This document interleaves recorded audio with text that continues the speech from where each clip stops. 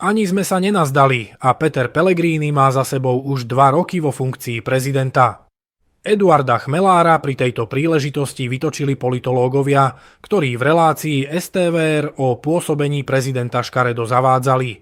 Chmelár preto porovnal Pellegriniho s Čaputovou a bolo vymaľované.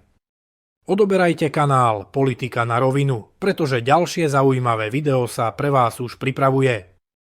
Po včerajšej pravidelnej relácii na teátri mi prišlo veľa otázok od vás, prečo som sa vraj tak nekriticky zastával prezidenta Pellegriniho, keď všetci vedia, aký je slabý, neviditeľný a podobne. V prvom rade si vôbec nemyslím, že som k nemu nekritický. Aj v relácii som formuloval celý rad výhrad k nemu, z ktorých za najvážnejšiu považujem to, že sa nespráva ako prezident mieru. Ale môj hlavný odkaz znie, že ak účelovo znevažujeme hlavu štátu, pílime konár pod poslednou inštitúciou, ktorá ešte nerezignovala na spoločenské zmierenie a usiluje sa o zníženie napätia v spoločnosti. A na rozdiel od Zuzany Čaputovej to Peter Pellegrini myslí vážne a robí to aktívne.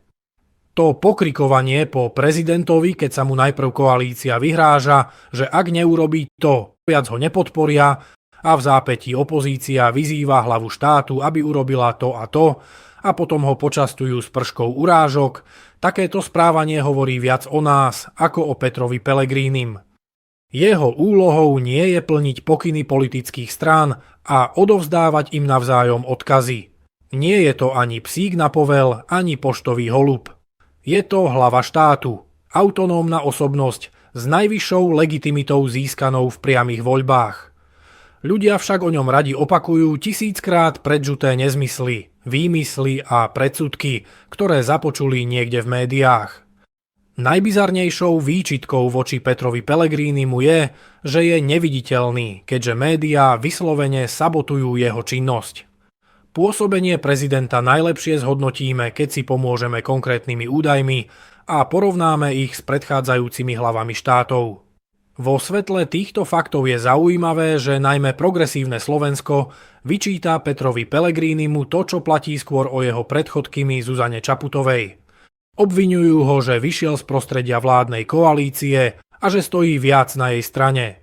Prosím vás pekne, a z akéhože to prostredia vyšla bývalá podpredsedníčka PSK Zuzana Čaputová?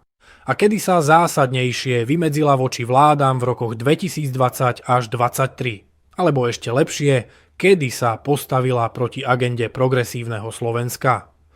Peter Pellegrini sa v skutočnosti vymedzoval voči vláde oveľa častejšie a zásadnejšie ako Zuzana Čaputová. Včera zaznela vo verejnoprávnej televízii vyslovená lož od dvorných politológov našej opozície, že Zuzana Čaputová vraj bola v regiónoch častejšie ako Pellegrini.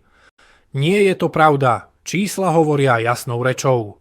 Pozoruhodná je Pellegriniho diplomatická aktivita, pričom menší počet zahraničných ciest Zuzany Čaputovej sa často obhajuje pandémiou.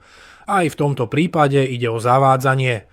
Poviem to úplne otvorene, prezidentka Čaputová absolvovala menej zahraničných ciest jednoducho preto, lebo nevedela dobre po anglicky a s týmto handicapom sa cítila neisto a nekomfortne. Prezident Pellegrini sa snaží rozprávať so všetkými, kým jeho predchodkyňa len so svojimi. Iste, ako každý politik, aj Peter Pellegrini má veľa nedostatkov. Chcel som len upozorniť na to, že jeho kritika je často účelová, že je súčasťou špinavej opozičnej snahy cielene poškodzovať jeho reputáciu a pripravovať cestu pre vlastného kandidáta. Ale súčasný stav je už neúnosný. Pellegrini čelí oveľa väčšiemu množstvu urážok ako Čaputová, no na rozdiel od nej na ne nereaguje a bolestínsky sa neľutuje. Chrániť prezidenta pred osobnými útokmi znamená chrániť štát. Nemusíte ho mať radi, nemusíte ho chváliť, ale mali by ste ho rešpektovať. Lebo ak sa tu budeme hrať na nášho a vášho prezidenta, v konečnom dôsledku tým pochováme všetky snahy o jednotu spoločnosti.